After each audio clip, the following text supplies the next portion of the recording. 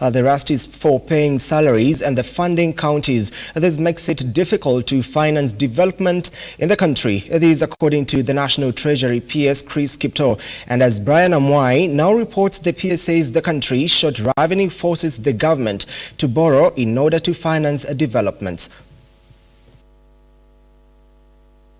The government's decision to take another Eurobond loan has taken the country into a moment of disarray, with critics arguing that it was not the right move.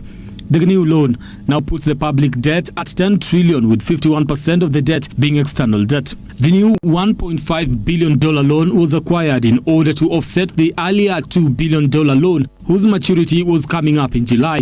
However, an extra $1 billion loan has been added to the initial loan, surging the public debt. National Treasury PS now says the loan was a good move, as the nation will use the money to offset current loans, saying that the remaining balance will be offset by July. Eurobond was a big problem because it had caused the wrong perception, because many people believed we will not be able to pay. So, but now we have sorted this problem once and for all. And by yesterday, I can confirm to you, all the 1.5 billion which we issued, we have received and we have used to settle through what we call a buyback, the 1.5.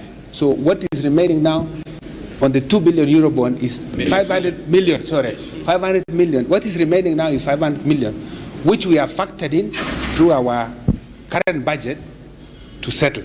And I can confirm to you that we will settle by the June deadline that we have. So if you are fearing about Eurobond, we have now settled. So in last year's budget, the government increased taxes to meet budget demands and pay debts. However, KRA failed to reach its target, forcing the government to go back and borrow the remaining amount to finance its budget. Speaking during the meeting with businessmen in Eldoret, Kiptoo, the Principal Secretary, National Treasury, says the government is trying to minimize expenditures, with expected collection from KRA this year standing at 3 trillion. The total expenditure is 3.9 trillion, having a deficit of 900 million. This is due to loss of value of a shilling to the dollar.